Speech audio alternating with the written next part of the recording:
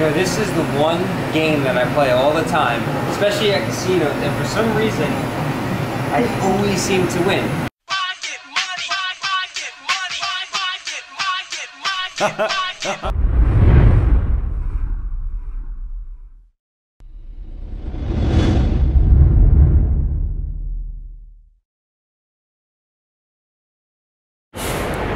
So we are here to try out some wedding cakes, custom wedding cakes. We can always just get like a wedding cookie. No. And our wedding cake is right here. All right, so step one is going through the iPad and kind of making notes on some of the designs we like, some of the additions that we might want to put on. So you have the ability to, they said, pretty much customize it however you want. Chocolate pudding. Most popular one is a custard with the raspberry. Okay. Chocolate mousse. Okay. Popular one with cannoli cream. Cannoli. Can't go wrong with cannoli cream. Yeah, right? You got chocolate raspberry mousse. Custard with fresh strawberries. You have red velvet and carrot cake, both with the cream cheese. And vanilla with Nutella mousse. All right, awesome. Okay. So I'll let you try it out and then we'll go through everything. Okay, Thank you. Appreciate it. We'll make it easy. So you don't worry. Thank you, man. Alright, let's start with cannoli. Oh my god. Good? That's probably the best cannoli cake I ever had. Really that good?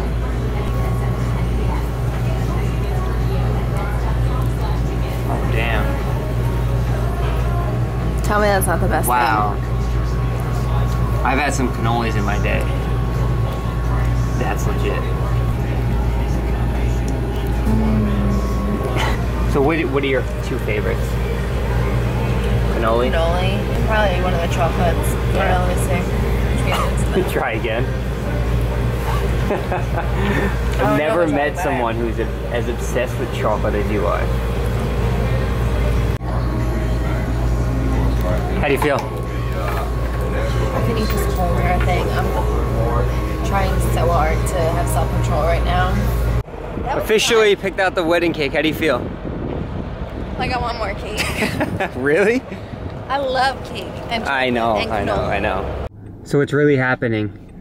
About 10 minutes away from my house, they're finally building a Chipotle when the next closest one is about 25 to 30 minutes away. So I'm hoping that gets done quick. All right, so obviously we're home from tasting the wedding cakes. Had a really good time. Brittany absolutely loved it. And then I went to go get my hair cut, so I washed my hair out, drove to the place, and my dude wasn't there. So I have to go back tomorrow. But I wanted to touch really quickly on the wedding cake tasting experience and how I would have dealt with this situation a couple of years back, because I know a lot of people can relate, and some people might think this mindset is absolutely crazy, but it's real and it happens to a lot of people. A few years back, I had what's known as orthorexia, or a fixation on healthy eating. So you become so obsessed about the foods that you're eating, sticking to your plan and not deviating from it at all, that years ago, if I was to walk into that bakery, I would have felt fear. I would have been scared to taste those cakes without my food scale nearby, without knowing what ingredients were in them, the macros of each piece that I was biting. And that's reality. A lot of people, again, can't relate with that, but that's how I used to be.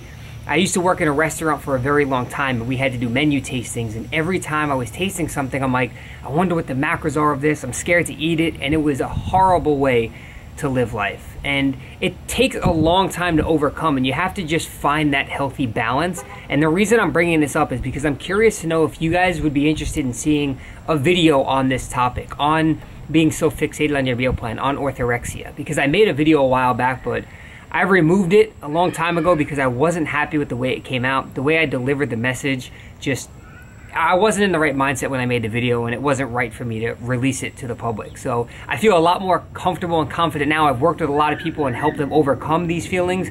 So if you guys are interested, I just want to bring that up now because I felt like it was the right time after tasting a whole bunch of cakes that I would never have done years ago.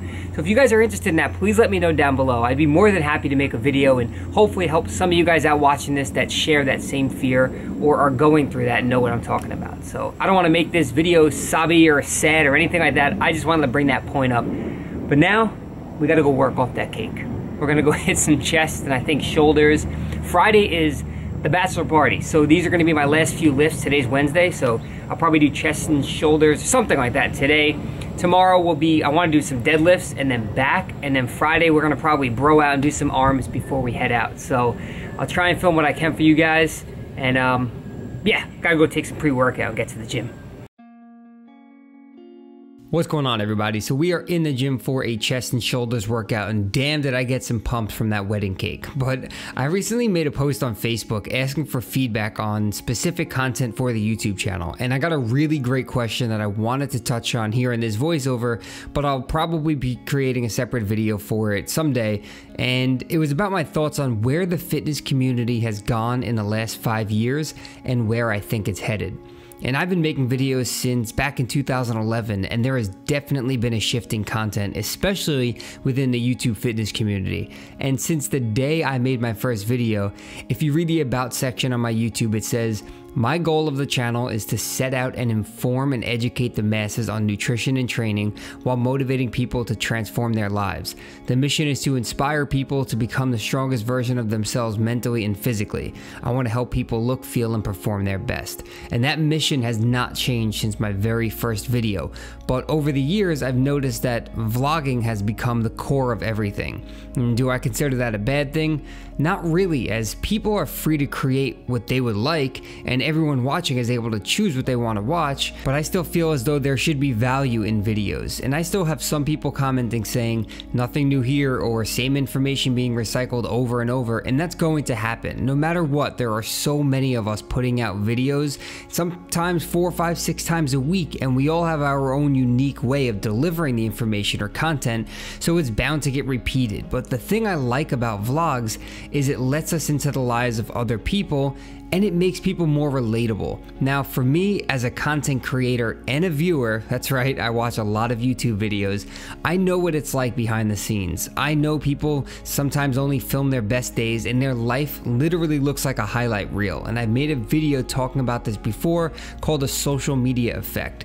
Some people only film to show off the cars they drive, the shoes they buy, and they give off this life of luxury as if everything is perfect, and it makes it really hard to connect with these people. So I try and be as transparent as possible, share the good and the bad, and obviously some people choose to leave out their personal life, and oftentimes the last thing someone wants to do when they're stressed or upset or pissed off is take out the camera and show that to the world. But I think that's the beauty of YouTube, making connections with the viewers because they're watching you for a reason. So I honestly look at the YouTube fitness community like Netflix. You pick and choose who and what you want to watch. Certain channels will just deliver entertainment while others are sharing recipes and information, and you have the ability to filter through what you want to watch and what you don't want to watch. And some people feel that YouTube fitness has taken a turn for the worst, as it used to be more about seriously helping people in and outside of the gym to live a healthier life. But in my opinion, the vlogging adds a lot to the mix. So sure, most of us may do the same shit, drink Monsters, eat Chipotle, film ourselves eating and lifting, but no one forces anyone to subscribe or watch certain videos. I think the biggest thing is the people who create the content should never let it get to their head or think they are above anyone else. If you remain authentic and you truly appreciate all of the people who are supporting you, I see nothing wrong with sharing that stuff in your life. So personally, I try and give you guys a mix of everything, as I don't want this channel to just be about me and what I do day in and day out, but give you something of value in addition to maybe entertainment and, well, maybe me acting like a 5-year-old sometimes. So in the end, I do hope you all enjoy this channel, and I will continue to keep creating content, and will likely touch on this topic in its own separate video, but that's pretty much all I have to say for now. So I think that was a really great question, and I would love to hear your thoughts in the comment section below about where you think YouTube fitness is going in the future and what you currently think about it. Are you a fan of the vlogging? Do you think it's gotten out of hand and people are sharing too much of their personal life? Do you feel like maybe people should be putting out more informative content to help others? I would really love to hear all of your thoughts on this topic in the comment section below. So feel free to leave a comment, let me know what you think about the YouTube fitness community. I'd love to read through those, but that's all I have for you in this video. So thank you guys as always for your constant support. I really appreciate it. If you missed a previous video, the one playing right there on the screen, you can click it to open it up in a new window. If you want to sign up for my free VIP list or apply for one-on-one online coaching, you can click either of those 2 boxes. And if you haven't subscribed yet, make sure to do so before you go. So thanks again, guys, and we'll talk to you all in the next video.